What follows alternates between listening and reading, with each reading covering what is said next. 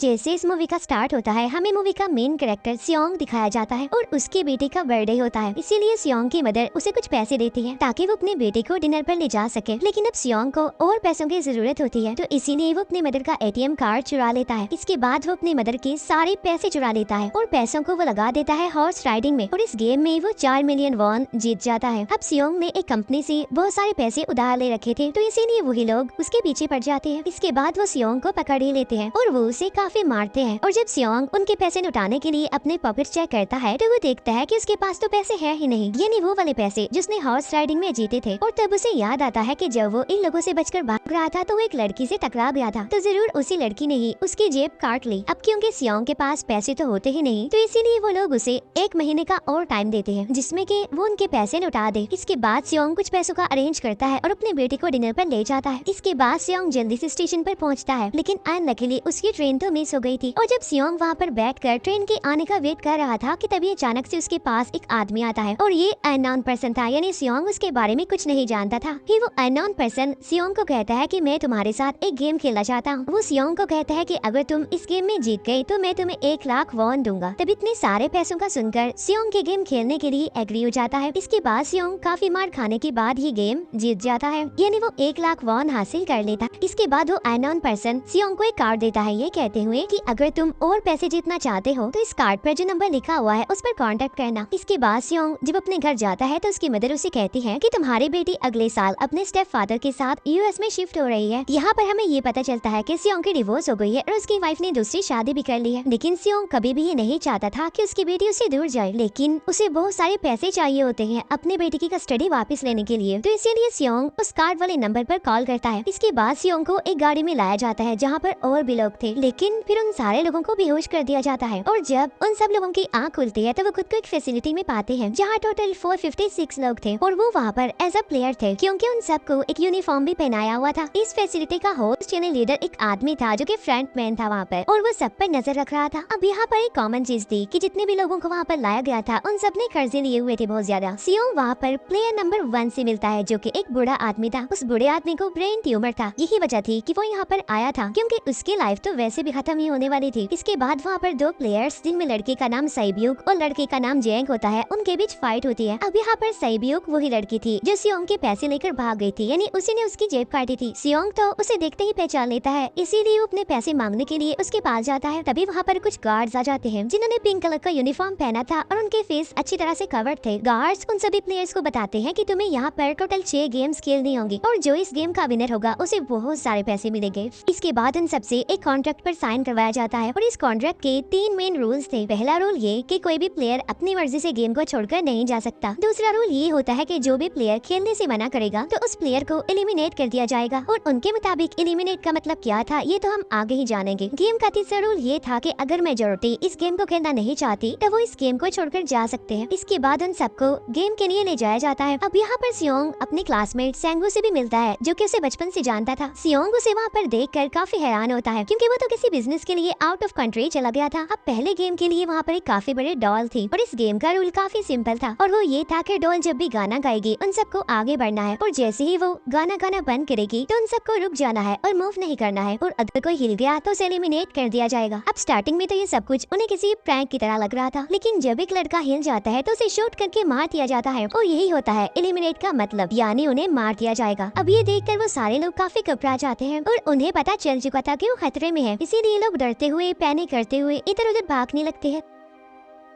लेकिन अब क्योंकि गेम का रूल था इसीलिए जो भी हिलता है उसे मार दिया जाता है, और जितने भी सर्वाइवर होते हैं वो किसी न किसी तरह इस गेम को कंप्लीट कर ही लेते हैं। लेकिन जो लोग मर जाते हैं उनके डेड बॉडीज को वहाँ से ले जाया जाता है, और अब 456 प्लेयर्स में से सिर्फ 255 ही रह गए थे। अब क्योंकि वो सारे प्लेयर्स इतना ज्यादा डर जाते हैं कि अब कोई भी गेम खेलना नहीं चाहता था। लेकिन जैसा कि रूल नंबर 3 था कि अगर मेजोरिटी चाहे तो वो ये गेम स्किप कर सकती है, तो इसीलिए उनका लीडर यानी फ्रंटमैन वोटिंग करवाता है। लेकिन इससे पहले उन्हें प्राइज मनी दिखाई जाती है, यानी जो विनर को मिलेगी। लेकिन इन केस अगर कोई गेम को छोड़कर चला जाएगा तो ये सारे पैसे मरे हुए प्लेयर्स की फैमिलीज को मिल जाएंगे और ये prize money total 45 billion won होती है। इसके बाद वोटिंग करवाई जाती है जिसमें मेजोरिटी इस गेम को खेलना नहीं चाहती थी, तो इसीलिए गेम को यहीं पर स्टॉप कर दिया जाता है। लेकिन अगर कभी फ्यूचर में वो लोग चाहें तो इस गेम को रिज्वाइन कर सकते हैं। इसके बाद सभी लोगों को उनके घरों पर छोड़ दिया जाता है। नेक्स्ट डे सियोंग पुलिस स्टेशन जाता है और वहाँ पर वो पुलिस को सारी बात बता देता है, लेकिन उन लोगों को सियोंग की बातों पर यकीन नहीं होता और उल्टा वो लोग उसे पागल समझने लग जाते हैं। इसके बाद सियोंग उन्हें वही वाला कार्ड दिखाता है, लेकिन हैरान कर देने वाली बात तो ये है कि उस पर जो नंबर था वो रॉन्ग था। इसके बाद सियोंग जब घर जाता है तो उसकी मदर वहाँ पर नहीं होती। उधर सियोंग का क्लासमेट सेंगवू अपनी मदर को छुप कर देख रहा होता है और तभी वहाँ पर सियोंग भी आ जाता है। यहाँ पर सेंगवू अपसेट होते हुए सियोंग को बताता है कि मेरे ऊपर 6 बिलियन का कर्ज है। वो बताता है कि मैंने क्लाइंट्स के पैसे लेकर स्टॉक मार्जिन में लगा दिए थे, लेकिन अनलकीली वो सारे पैसे डूब गए। और तभी सियोंग के पास हॉस्पिटल से कॉल आती है। सियोंग की मदर का पाँव काफी इंजर्ड था, लेकिन डायबिटीज का ट्रीटमेंट न होने की वजह से उनकी चोट और ज्यादा बढ़ गई। तब डॉक्टर सियोंग को बताते हैं कि तुम्हारी मदर का ट्रीटमेंट हो सकता है, लेकिन इसके लिए हमें इनका पाँव काटना होगा। लेकिन इस ऑपरेशन में बहुत सारे पैसे लगने वाले थे, लेकिन जाहिर सी बात है सियोंग के पास इतने पैसे तो होते नहीं। इवन उसने तो अपनी मदर के इंश्योरेंस के पैसे भी उड़ा दिए थे। तभी इसीलिए सियोंग पैसे मांगने के लिए अपनी वाइफ के पास जाता है, लेकिन उसकी वाइफ उसे पैसे देने से इनकार कर देती है। फिर उसकी वाइफ अपने हस्बैंड को बताती है कि सियोंग आया था पैसे मांगने के लिए और तभी उसका हस्बैंड सियोंग को पैसे देने आता है। साथ साथ उसे ये भी कहता है कि मेरी फैमिली से दूर रहो, लेकिन सियोंग उसे मारने लगता है और तभी उसकी बेटी भी वहाँ पर आ जाती है। इसके बाद सियोंग का एक फ्रेंड अपने बॉस के पास पैसे मांगने जाता है, लेकिन उसका बॉस उसे पैसे देने से मना कर देता है, तो इसीलिए उन दोनों के बीच फाइट होने लगती है। इस फाइट के दौरान उसके बॉस का हाथ मशीन में आ जाता है। तब मौके का फायदा उठाकर सियोंग का फ्रेंड पैसे लेकर वहाँ से भाग जाता है। फिर इसके बाद सियोंग का फ्रेंड अपने घर आकर अपनी वाइफ को कहता है कि पहली फ्लाइट लो और जाओ यहाँ से। इसके बाद साइब्यूक एक एजेंट से मिलती है, क्योंकि उसने अपनी मदर को नॉर्थ एरिया से साउथ एरिया में लाना था। साइब्यूक वही लड़की जिसने सियोंग की जेब काटी थी, लेकिन यहाँ अपनी मदर को लाने के लिए साइब्यूक को बहुत सारे पैसों की जरूरत थी। अब साइब्यूक का एक छोटा भाई भी होता है जिससे उसने प्रॉमिस किया होता है कि मैं मदर को जरूर ले आऊंगी। इसके बाद हमें एक ऑफिसर दिखाया जाता है और इस ऑफिसर का भाई कुछ टाइम से मिसिंग था, इसीलिए वो ऑफिसर अपने भाई के घर जाता है, जहाँ उसे पता चलता है कि इसका भाई तो पिछले कुछ दिनों से अपने घर पर भी नहीं आया। और जब वो ऑफिसर घर को चेक कर रहा होता है तो उसे एक कार्ड मिलता है वहाँ पर, और इस ऑफिसर ने सेम ऐसा ही कार्ड पुलिस स्टेशन में सियोंग के पास भी देखा था, तो इसीलिए वो ऑफिसर सियोंग के पास जाकर उससे इस बारे में पूछता है, लेकिन सियोंग उसे कुछ नहीं बताता। इसके बाद सियोंग जब अपने घर जाता है तो उसे वो कार्ड दोबारा मिल जाता है वहाँ पर। अब सियोंग डिसाइड करता है कि वो दोबारा से उस गेम को ज्वाइन करेगा, इसीलिए सभी प्लेयर्स को एक शिप के पास ले जाया जाता है। इधर ही वो ऑफिसर भी गाड़ियों का पीछा करते हुए उस शिप तक आ जाता है। वो एक गार्ड को मारकर उसे पानी में फेंक देता है। इसके बाद उन सभी प्लेयर्स को एक आइलैंड पर मौजूद फैसिलिटी में लाया जाता है। अब यहाँ पर उन्हें जरा भी अंदाजा नहीं था कि अगला गेम कौन सा होगा और उसे कैसे खेला जाएगा। इसके बाद वो लोग अपनी अलग अलग टीम्स बना लेते हैं। रात को साइब्यूक और उसकी फीमेल फ्रेंड वॉशरूम जाते हैं। यहाँ पर साइब्यूक गार्ड्स की नजरों से बचते हुए उस फैसिलिटी को एक्सप्लोर करने लगती है। तभी वो देखती है कि गार्ड्स बड़े बड़े बर्तनों में कुछ बना रहे हैं,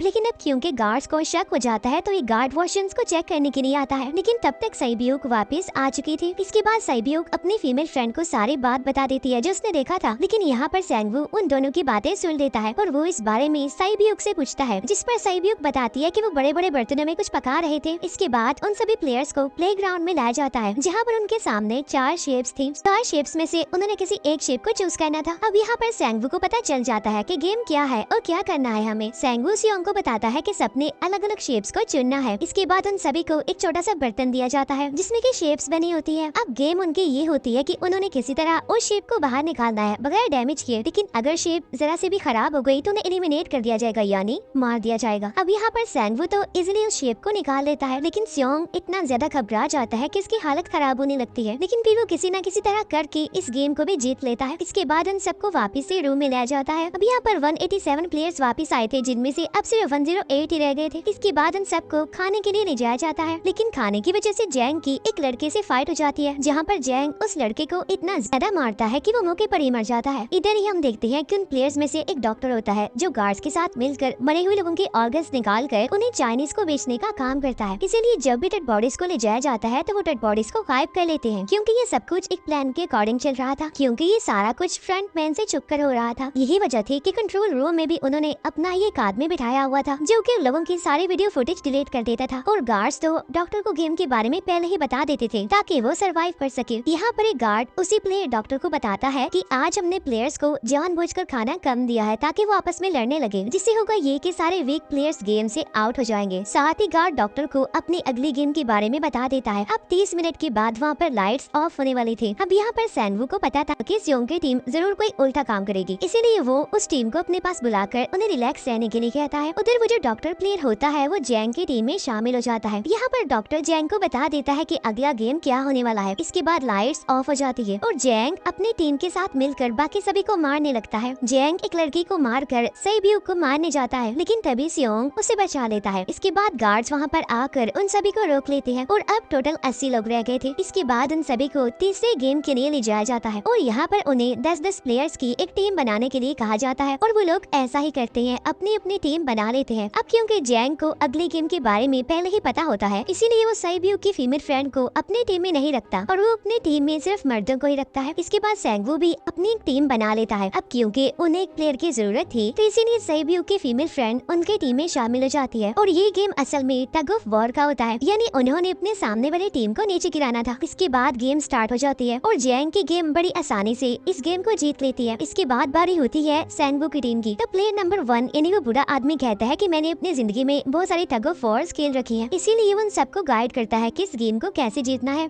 तो इसीलिए वो लोग किसी न किसी तरह करके इस गेम को जीत जाते हैं। फिर दिखाया जाता है कि 30 मिनट के बाद दोबारा से लाइट्स ऑफ हो जाएंगी, जिस पर सैंगवू उन सबको कहता है कि रेडी रहना। तो इसीलिए वो डिसाइड करते हैं कि एक एक करके हम पहरा देंगे। अब जैंग की टीम में एक से बढ़कर एक चालाक प्लेयर था, तो इसीलिए जैंग को डर होता है कि कहीं उसकी टीम उसे ही साइड पर न लगा दे, यानी उसे ही अपने रास्ते से न हटा दे। दूसरी तरफ डॉक्टर और गार्ड्स मिलकर डेड बॉडी की ऑर्गन्स निकाल रहे होते हैं और इन ऑर्गन्स को डिलीवर करने जाना था गार्ड नंबर 28 एंड 29। तब वो सभी एक डेड बॉडी के बारे में बातें करने लगती हैं जिसकी सिर्फ एक किडनी थी और वो उसे ज़ॉम्बी कह रहे थे। अब यहाँ पर जो गार्ड नंबर 29 था, यानी जिसने वो ऑर्गन्स डिलीवर करने जाने थे, वो कोई और नहीं बल्कि वो ऑफिसर था जो गार्ड के बेस में वहाँ पर आया था। और ये सब बातें सुनकर उसे शक होता है कि शायद ये लोग मेरे भाई की बात कर रहे हैं, क्योंकि उसकी भी एक ही किडनी थी। इसके बाद नंबर 28 और 29 यानी वो ऑफिसर ऑर्गन्स को डिलीवर करने के लिए चले जाते हैं। रास्ते वो ऑफिसर नोटिस करता है कि टनल में तो बॉम्ब लगा हुआ है। तब नंबर 28 उसे बताता है कि जब हम यहाँ से बाहर निकलेंगे तो इस जगह को ब्लास्ट कर दिया जाएगा। अब यहाँ पर वो ऑफिसर नंबर 28 से और इन्फॉर्मेशन लेने की कोशिश करता है, इसीलिए नंबर 28 को उस पर डाउट होने लगता है, इसीलिए वो उस ऑफिसर को अपना फेस दिखाने के लिए कहता है। अब यहाँ पर वो ऑफिसर अपना फेस भी दिखा देता है, साथ साथ वो नंबर 28 पर गन पॉइंट भी कर देता है। साथ साथ वो ऑफिसर उससे एक किडनी वाले आदमी के बारे में पूछता है कि वो कौन है जिसे तुम ज़ॉम्बी कहते थे, जिस पर वो नंबर 28 उससे कहता है कि वो तो एक लड़की थी। अब यहाँ पर नंबर 28 उस ऑफिसर को कहता है कि तुम लीडर के रूम में जाकर सारी इन्फॉर्मेशन देख सकते हो, वहाँ पर सबका डाटा है। ये जानने के बाद वो ऑफिसर नंबर 28 को मार डालता है। उधर वो डॉक्टर गार्ड से अगले गेम के बारे में पूछता है, लेकिन इस बार गार्ड्स को भी अगले गेम के बारे में पता नहीं होता। तब इसीलिए डॉक्टर को गुस्सा आ जाता है और वो एक गार्ड को पकड़ लेता है और उनकी फाइट होने लगती है। इसी फाइट में डॉक्टर उस गार्ड को मार कर वहाँ से भाग जाता है। इसके बाद एक गार्ड भी उसका पीछा करता है और वो दोनों प्लेग्राउंड में आ जाते हैं। यहाँ पर गार्ड डॉक्टर को अपनी बातों में फंसा कर उसे मारने वाला होता है, लेकिन तभी लीडर इन्हीं फ्रंटमैन आकर उसे मार डालता है और बाद में वो उस डॉक्टर को भी मार डालते हैं। साथ साथ इन्हीं वहीं पर नंबर 28 की डेड बॉडी भी मिल जाती है, जिससे इन्हें ये पता चल जाता है कि फैसिलिटी में कोई घुस गया है। उधर वो ऑफिसर लीडर इन्हीं फ्रंटमैन के रूम तक पहुंच जाता है। तो वो चेक करते करते एक ऐसे रूम में जाता है जहाँ पर सबके रिकॉर्ड्स थे और जब वो ऑफिसर रिकॉर्ड चेक कर रहा होता है तो उसे सभी विनर्स की एक लिस्ट मिलती है, जिसमें उसके भाई का भी नाम था, यानी वो भी कभी विनर था। उधर सभी प्लेयर्स को 4th गेम के लिए ले जाया जाता है, जहाँ पर उन सबको अपना अपना पार्टनर चुनने के लिए कहा जाता है और वो प्लेयर्स करते भी ऐसा ही है, अपना अपना पार्टनर चुन लेते हैं। सैब्यू की फीमेल फ्रेंड भी अपना पार्टनर ढूंढने की कोशिश करती है, लेकिन कोई भी उसका पार्टनर बनने को तैयार ही नहीं था। इसके बाद सभी प्लेयर्स को 10-10 मार्बल्स दिए जाते हैं। असल में ये गेम ऐसी होती है कि एक प्लेयर को अपने पार्टनर से सारे मार्बल्स लेने होते हैं बगैर कोई जोर जबरदस्ती किए, और जो दूसरा पर्सन होगा यानी जिसके पास मार्बल्स नहीं होंगे उसे मार दिया जाएगा। फिर सैंगवू और सियोंग का फ्रेंड ऑड और इवन का गेम खेलते हैं, जिसमें कि उन्होंने गेस करना था कि सामने वाले के हाथ में कितने मार्बल्स हैं। अब यहाँ पर सियोंग का फ्रेंड सैंगवू के सारे मार्बल्स जीत जाता है, जिसकी वजह से लास्ट में सैंगवू के पास सिर्फ एक ही मार्बल बचता है। अब क्योंकि सैंगवू को पता चल चुका था कि अब वो बच नहीं पाएगा, इसीलिए वो सियोंग के फ्रेंड को अपनी बातों में फंसा कर उसे ये यकीन दिलाता है कि अगर हम में से कोई भी हार गया तो हारे हुए लोगों का मैच दोबारा करवाया जाएगा। अब यहाँ पर सैंगवू धोखे से सियोंग के फ्रेंड के सारे मार्बल्स चेंज कर देता है। इसके बाद सैंगवू मार्बल्स लेकर गार्ड को दे देता है और वहाँ से बाहर चला जाता है। और जब सियोंग का फ्रेंड मार्बल्स चेक करता है तो वहाँ पर पर पत्थर होते हैं। उधर प्लेयर नंबर 1 यानी उस बुरे आदमी की हालत खराब हो रही थी, इसीलिए वो तो इधर उधर घूम रहा था, लेकिन सियोंग किसी तरह उसे खेलने के लिए एग्री कर लेता है। अब यहाँ पर वो दोनों इन्हीं वो बुरा आदमी और सियोंग भी इवन आउट खेलते हैं। अब इनमें से वो बुरा आदमी सियोंग के सारे मार्बल्स जीत जाता है, लेकिन लास्ट राउंड में वो बुरा आदमी भूल जाता है कि उसने क्या चूज किया था। तो यहाँ पर सियोंग उसी बातों में फंसा कर उसके सारे मार्बल्स ले लेता है, लेकिन यकीन मानिए कि वो बुरा आदमी काफी चालाक था। उसने एक मार्बल अपने पास ही रखा हुआ था और वो दोबारा से इधर उधर घूमने लगता है। अब यहाँ पर सियोंग उसे रिक्वेस्ट करता है कि प्लीज मेरे साथ एक और गेम खेलो ना। तब यहाँ पर वो बुरा आदमी कहता है कि मुझे पता है कि तुमने सारे मार्बल्स धोखे से लिए हैं मुझसे। वो कहता है कि मुझे सब पता था, बस मैं पागल बनने की एक्टिंग कर रहा था। तभी सुनकर सियोंग को उस पर तरस आ जाता है और वो उसे ही सारे मार्बल्स दे देता है। उसके बाद सैब्यूक और उसकी फीमेल फ्रेंड भी गेम खेल रही होते हैं। उनकी गेम ये होती है कि जो मार्बल्स को दीवार के ज्यादा करीब फेंकेगा वही जीतेगा। पहले सैब्यूक अपने मार्बल्स फेंकती है, लेकिन जब सैब्यूक की फ्रेंड की बारी आती है तो वो अपने सारे मार्बल्स फेंक देती है। लेकिन जब सैब्यूक ये देख लेती है तो वो अपने फ्रेंड को दोबारा फेंकने के लिए कहती है, इस पर उसकी फ्रेंड कहती है कि नहीं सैब्यूक, मैं बिल्कुल अकेली हूँ, मेरे पीछे तो कोई भी नहीं है, लेकिन अगर तुम्हें कुछ हो गया तो ये अच्छी बात नहीं है, तुम्हारे पीछे तुम्हारा छोटा भाई है, तुम्हारा वेट कर रहा है। और इसी वजह से सैब्यूक की फ्रेंड को मार दिया जाता है। इसके बाद उन सबकी डेड बॉडीज को वहाँ से ले जाया जाता है। इसके बाद वो सब वापस से रूम में आ जाते हैं। यहाँ पर जैंग देखता है कि सैब्यूक की वो वाली फ्रेंड तो अभी तक जिंदा है, जो कि बड़ी आराम से बैठी हुई थी। अब यहाँ पर हमें पता चलता है कि सैब्यूक की ये वाली फ्रेंड जैंग की भी फ्रेंड थी, लेकिन अब क्योंकि उन दोनों के बीच किसी बात को लेकर क्लैश चल रहा था, तो इसीलिए जैंग की वो फ्रेंड उसे बुली करने लगती है। इसके बाद फ्रंटमैन को एक डेड बॉडी के पास उस ऑफिसर का आईडी कार्ड मिल जाता है। तभी फ्रंटमैन को पता चलता है कि उसके सारे वीआईपीज आ चुके हैं, तो इसीलिए फ्रंटमैन उन्हें लेने के लिए चला जाता है। फिर सारे वीआईपीज को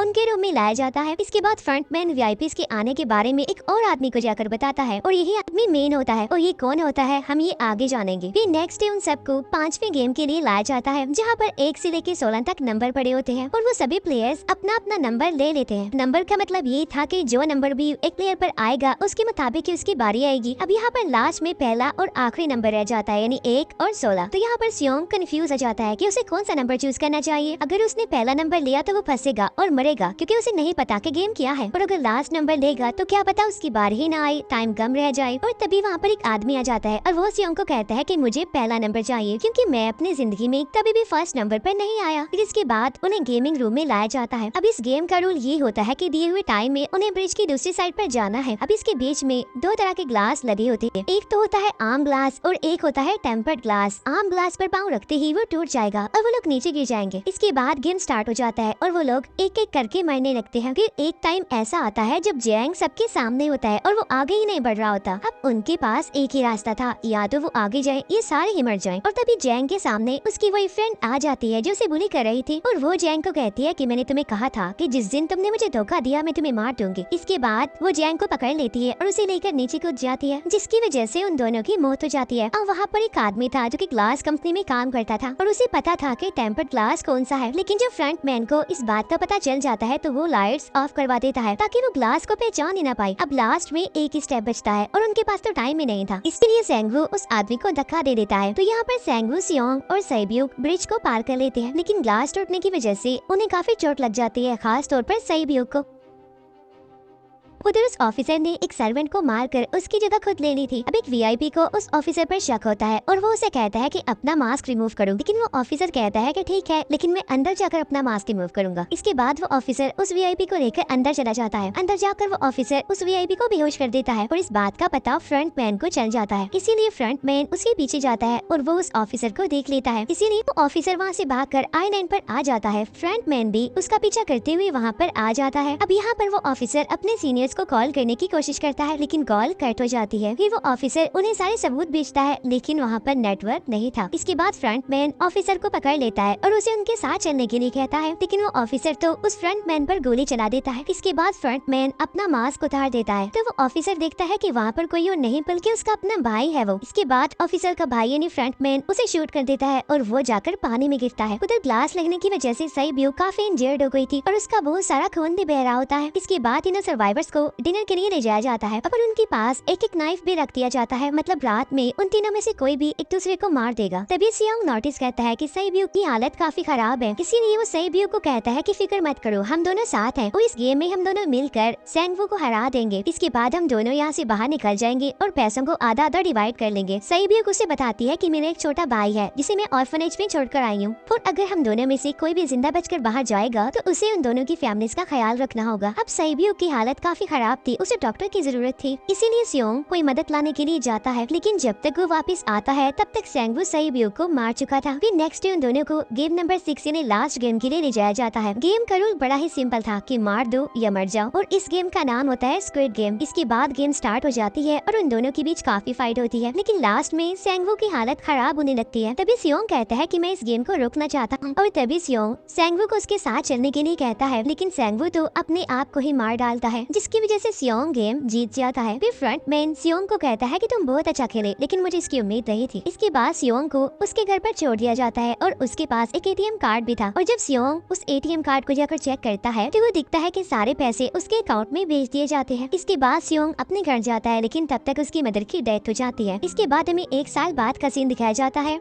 जहाँ पर हम देखते हैं कि सियोंग की हालत काफी खराब हो गई है, यानी वो काफी नशा करने लग गया है और उसने अब तक उन पैसों को हाथ तक नहीं लगाया। एक दिन एक फूल बेचने वाली औरत सियोंग के पास आती है और वो उसे सेम वैसा ही कार्ड देती है जिसमें एक एड्रेस लिखा हुआ था, और फिर सियोंग उस एड्रेस पर जाता है, जहाँ पर उसे पता चलता है कि ये सारा किया दरा किसी और का नहीं बल्कि उस बूढ़े का है, प्लेयर नंबर 1 का, और वो अभी भी जिंदा है। यहाँ पर वो बुरा आदमी सियोंग को बताता है कि मैं अपनी लाइफ से बोर हो चुका था और ये सारे गेम मैंने अपने क्लाइंट्स के साथ मिलकर बनाई ताकि मैं लोगों को मरता हुआ देखकर एंजॉय कर सकूं, लेकिन हाँ, हमने किसी को मजबूर नहीं किया था ऐसा करने के लिए, और मैंने गेम में इसीलिए पार्टिसिपेट किया क्योंकि गेम देखने से ज्यादा उसे खेलने में मजा आता है। वो कहता है जो पैसे तुम्हारे पास है वो मेरे ही है, और ये कहते ही उस बूढ़े आदमी की मौत हो जाती है। इसके बाद सियोंग सईब्यू के छोटे भाई के पास जाता है और उसे लेकर वो जाता है सैंगवू की मदर के पास, और वो सैंगवू की मदर को कहता है कि इस बच्चे का ख्याल रखना, साथ साथ वो उसे एक बैग भी देता है जिसमें बहुत सारे पैसे होते हैं। इसके बाद सियोंग स्टेशन पर जाता है, जहाँ पर उसे वही अननोन पर्सन मिलता है जो कि उसे मूवी के स्टार्ट में भी मिला था। यहाँ पर सियोंग उसका पीछा भी करता है, लेकिन तब तक वो भाग चुका था। फिर सियोंग उस कार्ड वाले नंबर पर कॉल करता है और वो पूछता है कि तुम लोग कौन हो और लोगों के साथ ऐसा क्यों कर रहे हो, क्यों खेल रहे हो लोगों की जिंदगी से। लेकिन आगे से उसे रिस्पॉन्स आता है कि सियोंग अगर तुमने जिंदा बचना है तो प्लेन में चढ़ जाओ, और इसी के साथ ही मूवी यहीं पर एंड हो जाती है।